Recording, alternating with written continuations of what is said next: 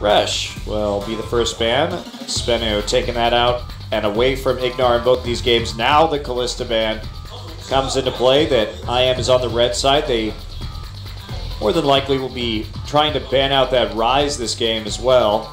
Will they go for the Sejuani and the Gragas? The Lulu curiously banned in that first game. Hard to say what that was. Maybe that was just a comp they were practicing in scrims that centered around the Lulu. Maybe they expected the return of a more defensive comp, but of all champions to ban, didn't expect it to be the Lulu, as this is the second time now after yesterday's series that SBENU have been forced to ban Ryze on Blue's side. Clearly, Seoul is not comfortable with this champion. Yeah, Ryze, I think you have to be able to play that. It's not even very difficult as far as mechanics go for champions, but not having that available to first pick does pigeonhole your draft. Alistair removed by SBENU last year, so really mixing it up as we see a new ban coming to the fore, and there is the Gragas. So Sejuani and Lulu, which were banned by IM last game, will be available. But the Rumble. Yeah, they're considering the Rumble. The Rumble priority, it's been a consistent thread throughout 5.9 and now patch 5.10. Teams are really moving towards this. Cinderhulk top lane is getting pushed out quite a lot in recent games at least. They can, of course, consider many different options. Well, the mid lane pool is still strong. If your jungler can play around the Rumble lane pressure and they start on the right side of the jungle so you can push forward at 3.5, 4 minutes, that Rumble can really bully out these Cinderhulk top laners early on before they have a way to really trade with their smite. So you have a lot of options to deny farm in that way. They are going to settle on the Rek'Sai. Apple takes Sivir for IM, and the Nautilus will no longer be up for Vivid's use. So where do SBENU go with their comp? They're at least thinking of the Varus as a possible pick. It's ostensibly going to be their mid laner. When you see Sivir Nautilus, you don't really want to necessarily pick Poke. It's really not the best comp to pick Poke into, but always consideration just with the powerfulness of Varus in this patch. Also, the Sejuani still on the table too. Another thing that can really... The Evelynn, there's a lot of shutdown here potential. So Sivir Nautilus probably, as you're saying, not something that you want to pick a double AD composition to. And that Rumble, definitely going to be a bit on the safer side. I think you take that right now.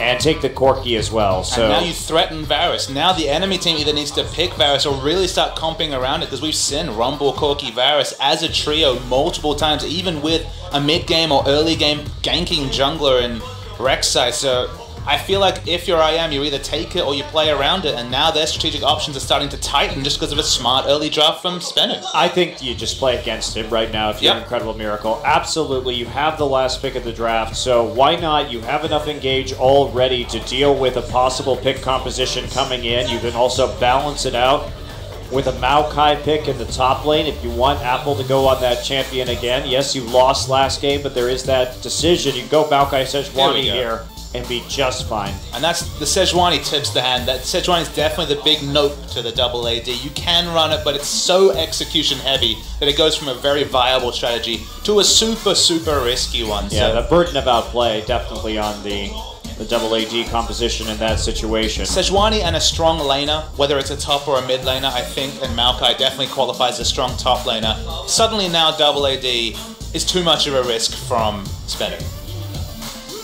Absolutely. So they do have to blind pick their mid laner in the end, though. So Sasin not going to have the luxury of playing on that Kassadin unless he wants to put himself in a pretty vulnerable situation here. So what will it be? Sasin has the Lulu available that was banned out, but playing Lulu with this particular composition with a Corki not going to be very attractive. So much magic damage in that particular case. Basically itemizing purely for magic resistant health would be enough. So you need some form of physical damage. Maybe the Jace? I don't think you get it here, and the Jace presents many of the same problems that the Varus does. Yeah, that's true. It's not an easy decision. You could just go to a Zero Cassio as more stereotypical mid lane pickups. You're blind picking your mid lane, never an ideal situation. They're waiting to the last second. Victor's been first pick, first ban territory on this patch, so it's locked in. there it goes. So Victor and Braum will be the lane. They're trying to be able to block out some of these skill shots from IM. I mean, if Vivid can block something like Glacial Prison, that's going to be pretty nice.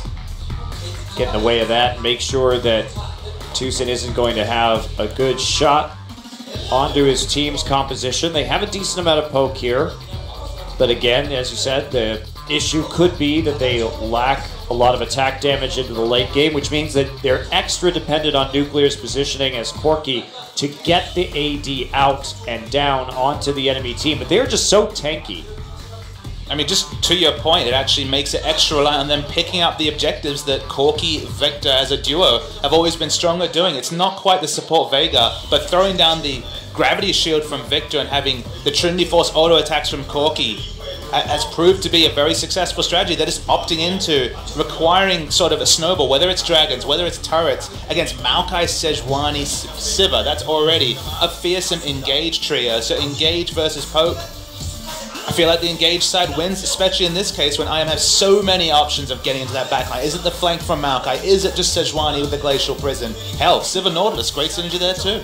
And Cassiopeia and Sivir together too. You get so much movement speed on the Cassiopeia. It's very easy to put down the consistent DPS within this composition. Cassie, just so strong. And it has been a default pick for Frozen. Really no surprise that he would just go on to that pick last year. And I'm not usually a fan of Cassiopeia in dive comps. I usually prefer her, say, peeling for a Callista with the Petrifying Gaze. But when you've got this sort of engaged Sejuani, Maokai, Siva, you can fight aggressively and you won't drop the poison because you just got so much move speed. If you ever register a Q, you're going all in. Yeah, I actually really like Cassiopeia in general with Sivir in whatever composition, just because the follow-up from that initial poison is so good. And Saucin on Victor may have some issues. So I am here responding to that last game with a very heavy all-in composition. SBENU looking for that Corki Rumble mid-game. Let's see if they can do it. Get into the game.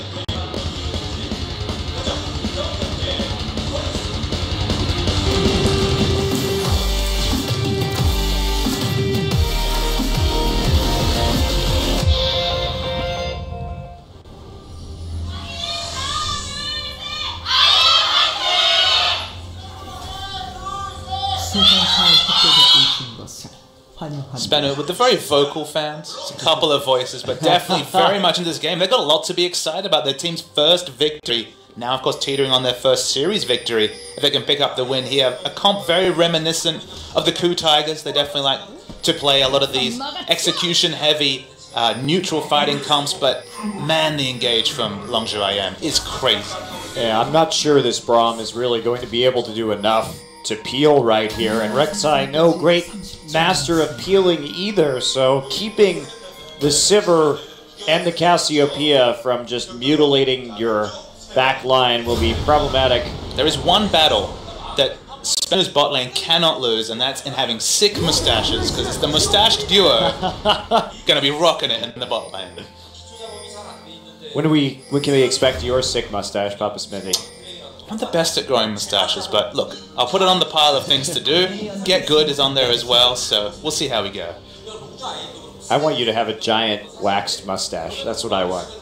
You would look magnificent. I'm sure somebody can organize a photo just for you.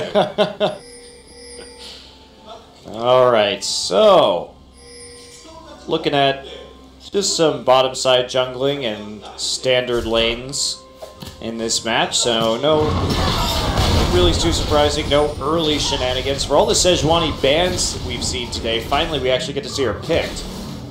It's the Rek'Sai versus Sejuani jungle matchup. The power in the lanes is there, so sometimes you think, okay, Rek'Sai going to be able to get in the face of Sejuani, contest her second buff, for example, but when you're talking about Cassiopeia, Maokai, these are champions with a lot of lane control, early pushing options, early dueling options, going to be a very safe Sejuani, despite the fact they're not being forced into, say, a jungle follow to hide that Sejuani. Well, it's also the weakness of Rek'Sai in the early game nerfed pretty substantially in terms of base HP. Sure. In the early game, so you are taking an increased risk on 5.10 when we talk about what you can do with that aggression. Sassen forced onto the cleanser summoner option. Obviously going to be very necessary against all the CC, but the dueling advantage for Frozen, even in terms of summoners, now exists. Sejuani should basically get the free farm option. And it's on SBENU to make things happen this game. They have a comp with very specific power spikes based around the likes of Trinity Force and the double magic penetration items from Rumble. You don't make those things happen, you just get outscaled. It's the reality of what they've picked. Yeah, it's absolutely true. Absolutely true. Well, they're starting to make a very clever gank around the side, trying to find an angle. Catch going for the long tunnel on this gank right now. Roar finds himself in a bit of trouble. He gets stunned. There's a flash knockup. Roar goes down for first blood. Catch picks it up with the E and dragged down under the turret. Catch with a little bit of tricky pathing right there. Yeah, the one buff into the gank was the option that he chose. There was no jungle follow, so you would have expected him to be on the top side of the map, but very nice move. I think it's come to the point where you really need to start warding that particular entrance, as it's such a unique thing that only champions like Shaco and now Rek'Sai are able to use, and used a super effect there by Catch. Yep, and that means that first blood on the Rek'Sai. Will he start to put down some more aggressive posturing for Tucson? Will he start to invade that jungle and attack this Sejuani before Sejuani can really swing to full effect here? Also, potentially has some options mid lane. They want to Cassiopeia, though. Catches flashes down now. And also can give the early blue buff over to Sassen, which could be quite helpful. Sassen registers some poison onto himself, but look at this all-in. Has the Ignite as well. Cleanse available, still dies though. Solo kill to Frozen, but Soul's there. And here comes Tucson into the fight. Frozen goes down 2 versus 3 in this mid lane. They can't deal with this yet. Bromstun not going to proc on anyone as they pretty much disengage, but Vivid there from the side before Ignar could arrive, and that means the 1-for-1 trade is completed, but Frozen getting that solo kill in the mid lane. You just don't often have the flexibility of taking Ignite on Cassio. Cassio is all about not dropping your poison, so you usually have to take the cleanse to respect the CC, but the only CC on the enemy side is a gravity field that can be flashed or easily dodged. The knock-up from Rek'Sai, which is instantaneous, and then Braum, which requires setup, so free to take Ignite and solo kills the result. Well, you really don't even need to worry about the gravity field, because unless you're already stunned, sure, then it's just not going to actually activate for a stun onto you. And they don't really have anything besides a Braum pass or a Braum Q and a Rek'Sai ability just to even set up any kind of crowd control with this the Braum and the Rek'Sai Unbow are both like instantaneous CCs. You don't even drop damage during that half a second, 1 second of being knocked up, so able to take Ignite gives the Sejuani so much defense, because of course you're going to play on the back foot if you have Cleanse versus Ignite, especially Ignite Cassio,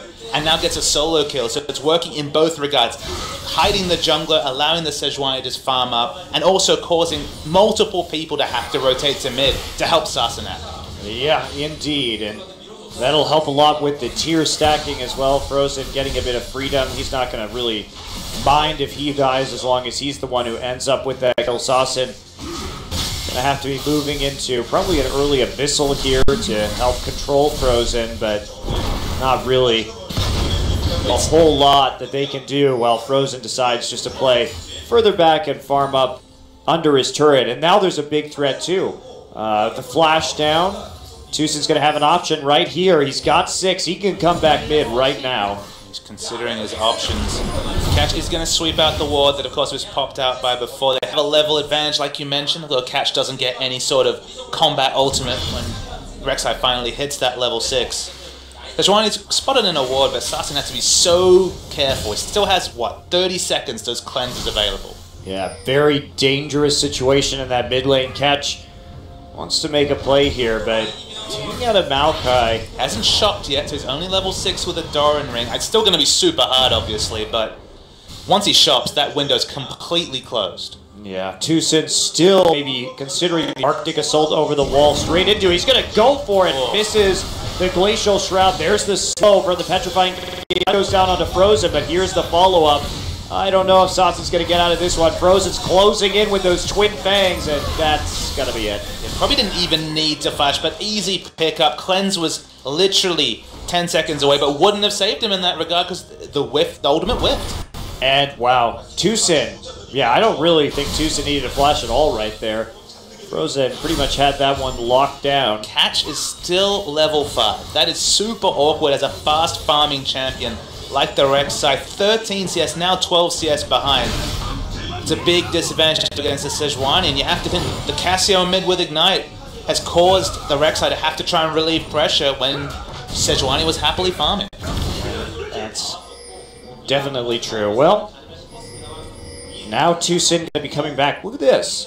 Uses that assist goal to go for a Sightstone before finishing the Cinder Hulk build. So now he's starting to really move into the enemy side of the map and snowball with the vision. I love it. Just because you're against a comp that needs to control dragons, suddenly going to have overwatered areas around those objectives. If they don't pick up these dragons, they will get naturally outscaled anyway. So don't rush for that Cinder Hulk. You'll get it eventually. It's a good item, but obviously with the health that it provides, it's just a smart pick. And forced onto a Negatron is Sasin. I just wanted to return. You were talking about the Abyssal Scepter. I honestly think Sasin's best recourse in this lane is the likes of the Death Ray enchantments, the likes of the cooldown reductions, because you want to just AoE wave clear and then exit lane. You're not looking to trade at all with the Cassio. If you're taking magic damage, you're probably mispositioned. So I think you have to build offensively to survive this lane, and defense is just going to make it worse for the victor. Well, with his current deficit, that is certainly appearing to be true. There's nothing he can do. Cassio has complete control of this wave, and he has to overextend so far to just try and death ray down the minions. Yeah, with no damage too, and it's a Negatron versus a Negatron right now, so any kind of sustained trade is going to be in favor of the Cassiopeia. And look at that catch, just backing off immediately. His bottom lane abandons the lane with a recall, and he's not comfortable trying to take that dragon any longer. Ignar going to peek into the pit and step on a tunnel. Get a bit of gold as he's scoping out vision, so no dragons crucial. We mentioned the dragon timer being a big win condition for SBENU, and at 10 minutes there's certainly no area to do that. Honestly, Rek'Sai probably needs to spend some time around mid, try and get some pressure for Victor, because if Victor's consistently going to be denied in this mid lane, it's going to present its own problems in the late game, but it means that picking up a dragon's almost impossible. Well, I just like IM's composition because I think that when we talk about SBENU, they're the ones who are typically out of position, they're the ones who are punishable, and IM picked a composition that is so easy to punish with because they have so many different forms of hard crowd control that can all be linked together, that any one person that catches SBENU out of position can snowball a team fight very rapidly as the rest of the team arrives and continues this CC train. Plus they have the Sivir to punish those errors as well. So I was designing a team comp to really deal well with SBENU's weakness. This would be pretty high up on the list. Well, the Sejuani pick is the master stroke. It's the one that really closes the strategies available to SBENU. They were kind of forced onto Victor, just having to pick a meta champion to go into the mid lane as a blind pick. Red side really seeming to favor IM strategically because they just haven't been really outpicked like they were in game one. They have a very smart balanced comp, and this mid lane's only going from bad to us. 25 CS advantage and experience advantage for Frozen. Yep, and there's a very awkward petrifying gaze that doesn't find a mark. Didn't get interrupted, just whiffed. Sad. Frozen charging through these gravity wells so far. But honestly, like, even without the ultimate, the kill pressure is still super high now that Ignite is available again. So whiffing an ult, usually just a bad thing. You feel really bad about yourself, but doesn't lose any of the lane pressure that he already had. Yeah, it's obviously not too much of a concern considering that he always has that Ignite in his back pocket. Catch, try and solo this one. Tucson on his way over, and now the all-in happens in the bottom side, but Catch has to again take a tunnel out. Catch trying to be cute in the dragon pit, but he's not very kawaii. He's being cute as a early pressure jungler against a farm jungler, and look, Looking cute's wonderful. It's all good. It's dandy. People like you for it, but You should try it sometime, Papa. You know, I try these things. I'll put it back on the list with mustache. But there's nothing like. It's just sending Catch further and further behind and suiting Toos into a tree. A T, not a tree. No Maokai. No, there is a Maokai. Shh. He's got to head up into that top side. No rush to go to the top side. The Maokai doesn't have pressure on the Rumble with a Sejuani gank, so just been an island in top, and Apple's just been outscaling. Especially with Sejuani, who goes for Sightstone over Cinderhulk. There's a real You make it sound like Sightstone versus Cinderhulk's big in terms of damage. It's pretty much the same thing. Well, it especially since they toned down the Cinderhulk a little bit, where it's not as impactful. It used to actually make quite a bit of difference. But since they toned it down and made it just that strong against monsters, it's certainly not as potent as it used to be. I'm happy to see Victor prioritizing the Death Ray. Needs any wave clear options just to allow him to push and pack up lane, as we were alluding to before. So hasn't been forced to go into an early Abyssal, expecting Soul to have that basically the next time he backs. So double Abyssal, no priority on the SBENU side. I'm just going to try and get back into this CS game, 30 CS behind, but as you can see, Death Ray completed, suddenly has pushing options. Yeah, definitely a lot stronger than before, but what they have to consider is, again, the very early emphasis on the magic resist like we saw last game. Roar has been doing just fine for herself and is going Bloodthirster first. Bloodthirster Siva. So, let's try and unpack it. 2 ranged auto attackers on the team. It's better for sieging, so it's that case where you get the shield, you get a couple more autos in. Siva's always had excellent turret damage potential with the ability to cancel her auto with Ricochet, but very risky at 500 range, so that's the only reason we see that. Sassen getting dueled again. Only an Abyssal Scepter complete. Poppy was only in range for that aura for the last of the Twin Fangs, but a lot of damage already coming onto Sassen. And I really am very skeptical of this. I think what IM is trying to do is just survive the incoming poke storm from Corki, where there is the threat of some towers going down to siege before they can actually... And here come the TPs actually. Roar with the flash out, missed ultimate from Vivid. And there are canceled TPs from both top laners, no one making it down. Unfortunately, SBENU, another one of their poor teleport ganks. That was such an optimistic use of the ultimate. I actually am surprised that IM didn't complete that teleport and just turned that one around, because Tucson had a flank from the river right there. And seemed like, and there's Soul just getting caught right over the wall. Fighting around the Cassio, so strong. Cat should be able to get away, but with Dragon's Point, no, we're going to see another fight. Nuclear super low, is picked up by Raw. It's 2 kills, Dragon should be a free objective, and this Dragon win condition from SBENU, first one comes down. That means that if we're talking about 3 or 4 for SBENU answering, that's much later into the game. This win condition is rapidly shutting close. Yeah, I think that Incredible Miracle really just have such a strong hold on this game. The power spikes just aren't going to be there for SBENU when they need them, as Frozen already so incredibly far ahead in this laning phase that he's going to remain a threat for a long time to come. To the point where he's happy to leave up this turret, just keep denying minutes. He wants this laning phase to last forever, because even with the Death Ray, not even able to pick up another item when he backs his Sassen. No mana, so that will actually work out quite well for the Victor, but that's the only real window for Victor in this lane. Yeah, he's going to be able to sustain some of it up here, though. The nerfs did come through in That's 5.10, true. so true. A little bit harder. 1.5% of your max mana when you it's actually Fang. It's actually a big nerf, considering that it was halved from 3%. You really don't have those same options that you used to. I think it was, I mean, to be honest, to me, it's probably more of a factor from the top lane Cassio that kind of came through when there was really no hope of getting a blue buff. It closes some windows and makes it less flexible, so it's definitely a relevant nerf, but, you know, you pick up the blue and you're fairly happy. Okay, well, are they going to take down the turret right now? Victor already recalling, going back for the second Hex Core upgrade, and hoping to return to lane and do something, anything here. Cassiopeia just sticking right next to the lane. Interesting movement from Frozen.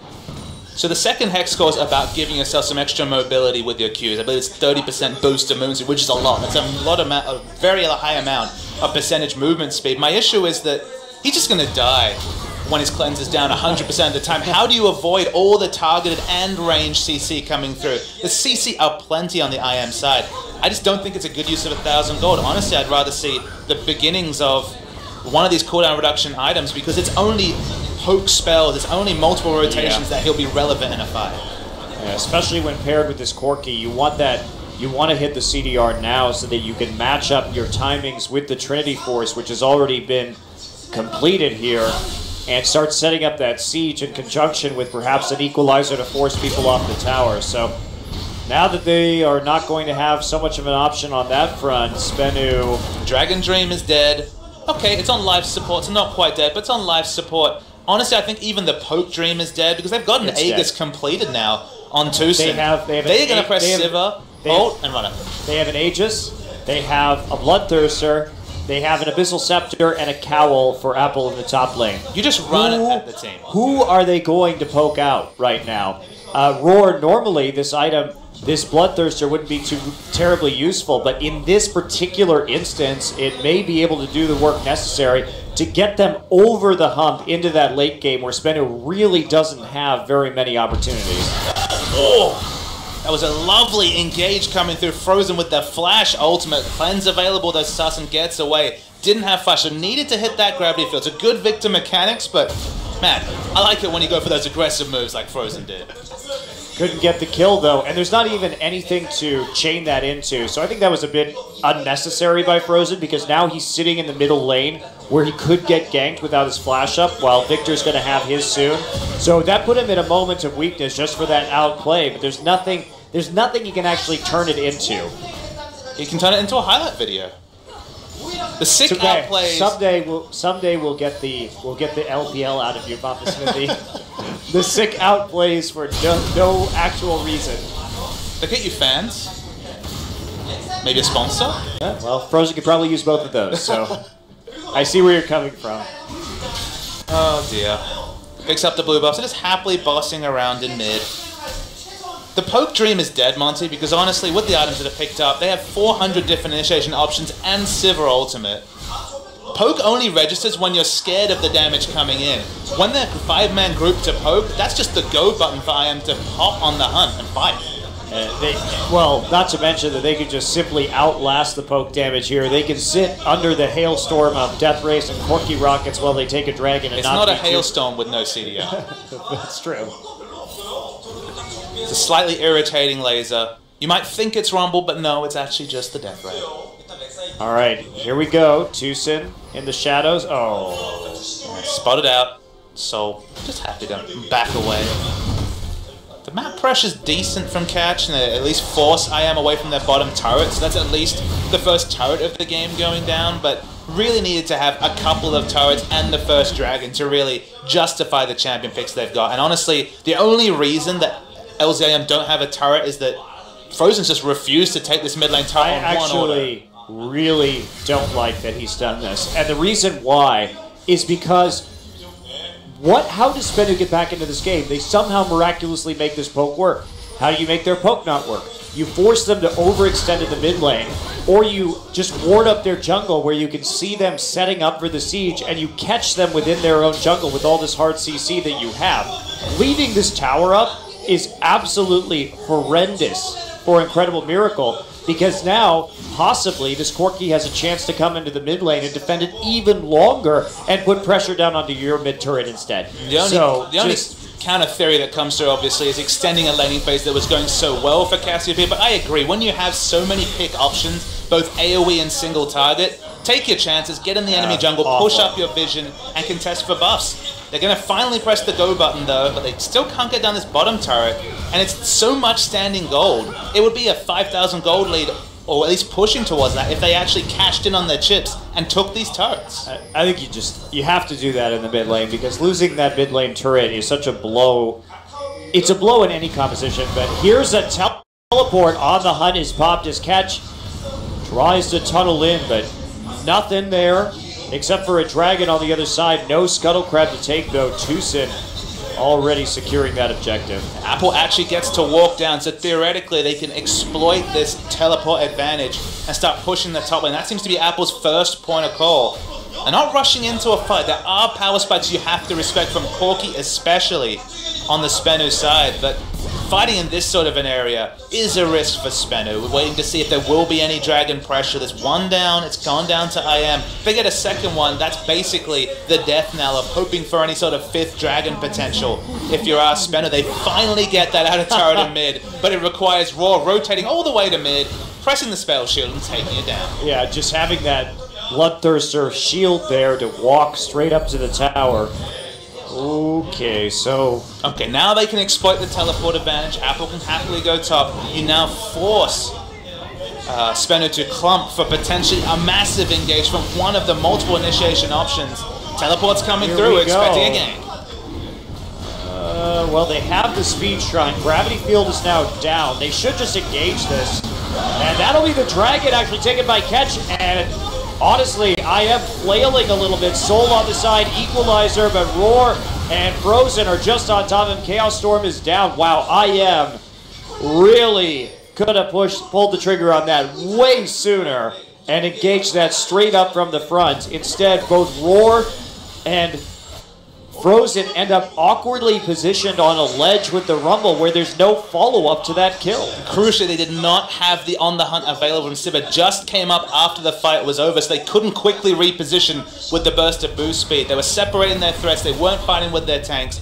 Big positional mistake gifts SBENU this first dragon, and suddenly there's a bit of hope left in the sails for SBENU. Is that where your hope is, in the sails? Do you sail on the ship of dreams, Papa Smithy? I mean, a 2-0 win for SBENU would be a dream. Look, they picked up Soul with the Bloodthirster. Didn't even have to respect the fact that he was sitting on the Equalizer for multiple ticks. He still takes up 40% of his health. Cassiopeia does nothing this entire fight. Has the Petrifying Gaze. Even has both summoners available. But without the movement speed, could just never position. It's one of the reasons why I don't like, personally, the Sivir Cassio, is that you have to extend for damage on the Cassio. You miss the poison, suddenly your damage output is what? More than halved. It's about 20% of its other potential. If you're fighting with a Callista, at least you know people will run at your threatening AD carry. And Bloodthirster Sivir, not so threatening.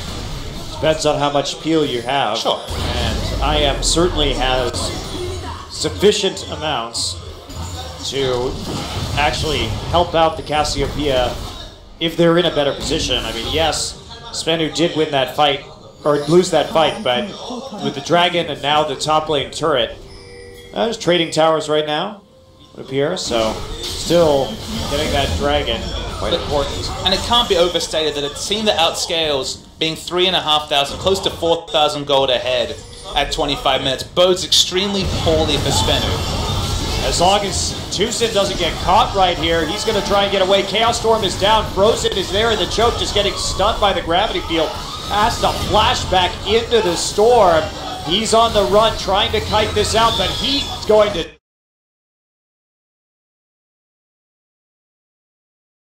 die. And that's it. A nice pick, but Catch falls in the end to some of the damage over time from Frozen.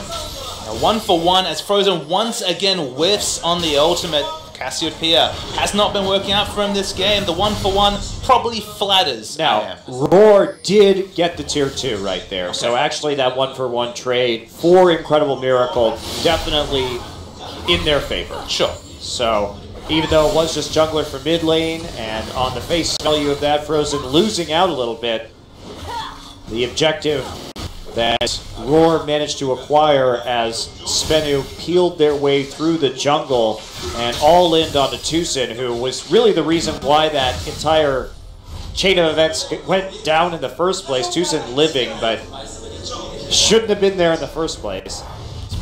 Real emergency itemization coming out from the SBENU players. Needless a large rod after the Abyssal Scepter, so no haunting guys. Obviously would like to itemize in. It's a very, very squishy as this Rumble. Even a non-Infinity Edge build. In fact, with the 3 items, I guess it equalizes out. But significant kill pressure onto this Rumble. Basically only an equalizer bot. So why not just go Leandries in that case? I actually disagree with going the Last Whisper this early. because there aren't any substantive armor items, so you're probably actually better building into your Infinity Edge before you go for the Last Whisper right here. To me, perhaps the reason you do that is that Infinity Edge takes a long time to actually get really efficient. You want to complete the item, so if you're just sitting on a BF sword and suddenly some Snowball Chain Vests show up, you feel a bit sad about yourself, you can't really itemize easily into the Last Whisper. I agree that the immediate power is nowhere near as high as a BF sword, but given how expensive that item is, there is that potential you fall behind and can never actually finish the item. With the teleport though, waiting to see an equalizer, Souls alone is very squishy. And Apple shows up as well. There's the depth charge already down. Tucson manages to nail a Glacial Prison, and it's all going to be cleanup from here for Frozen and the rest of IM. Soul falling to Frozen for the double kill. Ambitious to actually go for that. They thought they had a TP play, but Apple was already up in the top side, and everyone from IM capable of closing on that so quickly. The teleport players from SBENU have been their undoing far more than they've reaped any rewards from them. It's a Rumble, super squishy, doesn't even have a health item completed at all, barring the door and shield. Trying to over-engage against a high CC comp and paying for it, paying 3 deaths. They have a lot of Baron damage, especially if they have blue buff and Cassio. They don't. So they can try and hope to poke out this team, but honestly, it's not going to happen. Nope, and that will be Baron secured. Tucson lands the smite for the killing blow. And quick empowered recalls to go take out some more items here. What will this Cassiopeia have at the end of the day? You know, interestingly, still not Seraph's Embrace on Cassiopeia. Very much delaying that item. There's no backline threat, Monte Cristo. She's not worried about taking damage until she's put out what will be masses of damage. This is kind of, on the LPL side of things, you have 2 schools of build. You have Dada, who likes to build the Rylai's early to be more of a bruiser in the front line, or Cool that likes to stack AP. And stacking AP with no backline threat, with only a Rumble who basically dies instantly when he tries to walk into any of this poison damage, is a very valid build. Especially if you have just the money to go back and sure pick up one of those big 120 AP items. So IM has a nice fresh dragon to take, and there's really nothing at all that SBENU can do. The waves aren't very well prepped for Incredible Miracle at the time, however. I've heard that one before. Well, I think you're going to hear it a lot this season. And nothing has changed since the KT Rollster series, where they spent 30 minutes doing nothing after taking a Baron. Definitely not their strong suit. In fact, you can see the blue minion wave up top lane for SBENU is pushing into IM, basically equal in the bottom lane, but they have so much power. The dive is a high potential. We saw the Righteous Glory popped, but they decided just to pick up the free objective and back away. I think they should have just gone for the dive there if they found something, because they're such a wrecking ball at the moment. They can just move through these turrets so easily. And the Maokai certainly with enough items right now to tank out the majority of the damage. Instead, they all have to back off. Apple used that teleport, so he can't just split push a moment. Everybody has to play passively. Now, Roar is in wave clear mode as Apple tries to set up these minion waves, and there's a slow push developing in favor of IM on the bottom side, but it's going to be a long time before these minion waves can do anything at all. It's going to be such a slow push, and the team hasn't really shown any ability to fight around minion wave advantages, so probably going to come to nothing. But as you mentioned, a very slow push coming there. Still the Baron buff riding, so still able to push out waves happily. But Baron buff's going to be gone by the time these minion waves actually hit a turret. So I am again showing weakness in that side wave manipulation, not able to set up plays or really play around their edges particularly well at all. And I come back to your point of just diving. I agree. They have so many items on their front line. Spirit Visage, Righteous Glory, Frozen Heart Maokai. Basically unkillable. I mean, come on. If you're going to go Bloodthirster first on Sivir, you might as well go for the risky plays in terms of the dive. And then to add on to that, actually going to delay the Infinity Edge further with a Spectre's Cowl. If that doesn't say turret dive, it's just a mistake. Yeah. Yeah, you really have to commit to this one right now if you're IM. But they seem a little skittish. They also should be playing further behind the turret right now. They should be wrapping around behind and really forcing this one. There's no way that SBENU should be able to defend this within a 10k gold deficit, and they will back off. But playing behind the tower right there is so strong. There's no reason for Maokai to be in front of the team. You have enough peel. It's 5v4 and the teleport wasn't up from Rumble. Must be poor communication. Maybe they didn't keep a timer. But that's the easiest turret dive in the world. Or as you mentioned, Frozen could just walk behind, poke with poison, has the engage potential with the Petrifying Gaze, because they're forced to run at her to get out of the way of the Sejuani ultimate, but instead, they get the minimum out of the situation. Yeah, I mean, they get the tower, but you could just absolutely swallow up the entire SBENU composition if you're this far ahead on IM. And like you said, you see that split pushing in the bottom lane. That should be the instant all-in for Incredible Miracle. Even if you somehow manage to lose that fight, you set up the minion waves already. So there is no danger. Is there a dragon? No. Is there a Baron? No. Can they push fast enough to shove all the way back to your tier 2s when you have all 3 lanes pushing? No. It's a zero-risk play. The worst you can do is give them 1 or 2 more deaths. And that's assuming you somehow manage to lose a 5v4 with a 10k gold advantage. And that's the thing that top teams do, is they force you into bad decisions. Do you want to lose to the side minion wave push? Do you want to engage on what is going to be a fruitless engage? But instead, IM, as you mentioned, they just aren't thinking on that extra level. It's the sort of thing where you'd hope they would watch these replays as a team and just analyze it. If they just adjusted their strategy a little bit, a bit more aggression, a bit smarter on their side minion wave pushes, they just set themselves up into situations where 8 times out of 10 they win instead of just kind of going for these 50-50s or taking the minimum. Yeah, and every time that you don't take an advantage here, we move into a late game where, yes, IM will have inherently the advantage with their team composition, but who wants to be in a game where a Baron steal could absolutely wreck you and win the game instantly? And that's a feeling that IM should have very recently in their minds, having just suffered such a loss, Monte Cristo. So you'd hope that that would have been enough impetus for them to play with a bit more aggression, but a week comes and it doesn't feel like much has changed for IM. I've just felt that way so far about watching them this season. They showed a much more decisive ability to play League of Legends in the qualifier, and ever since they've gotten into the league itself, were they your big hope? Did you think they were the team on the up this season?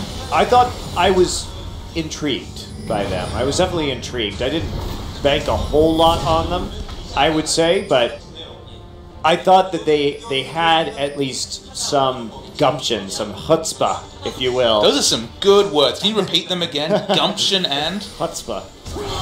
Beautiful. But they just haven't demonstrated that level of confidence since the qualifiers, even against a team like SBENU. And sure, they want to play this game out safely, but they're in League of Legends, because of the cap at 6 items that you have, there is a risk to playing too safely, where the gold lead you have acquired, every advantage that you have spent 50 minutes in a game building up, just gets tossed right out the window. And that's why you could use, like, some people would use the word methodical about how IM are playing this game, but I wouldn't. I don't think that's correct, because they're just literally not understanding their immediate strength. And as you mentioned, you get to 60 minutes, it's a crapshoot around Baron, someone steals it, someone aces, one person's out of position, and you lose the game. You miss your CC, because late game teamfights are so much about who actually hits the crowd control, because there's so much damage going down, that 1 second mean the difference between victory and defeat if there's an AD attacking you with a very high attack speed. So it's not lands a couple of crits. So it's not methodical play, it's just, again, it's just too slow, it's not taking advantages that were left at your feet, and it's opting into that 50-50, and it's unfortunately been IM's calling card. Well, to IM's credit, they actually did do the safe thing right there, which is take the dragon with your AD carry.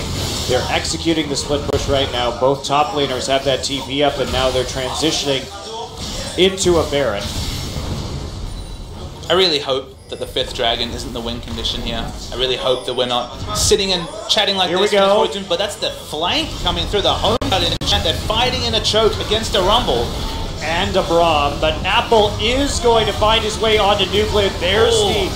Oh, wow, Tucson actually melting right there. 4 members still up. Such a dangerous choke point to fight in. Victor, Braum, Rumble, and Tucson just not on the same page as Apple in terms of getting that engage off. Another fight where Frozen has everything available. Flash, Ignite, the Petrifying Gaze. They finally make the assertive move, but smart kiting back from SBENU into a choke that could only suit the basic double equalizer. The equalizer and the death rate so similar in terms of execution, and both ripping through Tucson. Well, it was just Tucson was there early. Basically, he wasn't there at the same time to capitalize off of Apple's flank. So here we go again. Here we go. There's a flash into the Petrifying Gaze. They get one pick, they get two. Apple waiting for his cooldown into Assassin. They could back away though. Rek'Sai comes in super aggressively, does catch. But with those 2 kills, they don't have the jungler crucially, but maybe it's finally going to be Baron time. Yeah, I think it is. Tucson back up right now. He is zipping over to this Baron. And they should be able to take this extremely quickly with low risk. They have a Ring of Wards. Frozen can zone out any jungler play on the outside. Baron number 2 for IM. Now the question is, can they use this one better than the last one? Okay, so what does a good use of this Baron, given how the game stacks up, given where the minion waves are, what would you do? IM, I think, is absolutely right to go clear this minion wave in the top lane right now and then set up for a recall after the pressure is already on. So they should just send Apple right here. Okay. That way, SBENU has to go deal with that in the top side. Recalls go down while they push up the other 2 waves on the map. Okay. And now they will be able to respond. I don't know why Frozen, everyone's in the jungle right now. Tucson just took Krugs. Frozen just took Gromp. He actually already had 6 items, just to be clear. He did not finish an item. No, didn't need that. None of these guys needed those extra jungle camps. And instead, they've lost some valuable time that they could have spent pushing. Yeah, it's actually the minion wave pushing against them in the bottom lane. Now they're calling Sivir over to clear that. No teleport from Apple, so obviously the closest person there is just fine, but feels dangerously like we're going to see another one of these stalemates. I guess the pass mark to me is breaking the base with this Baron. Yeah.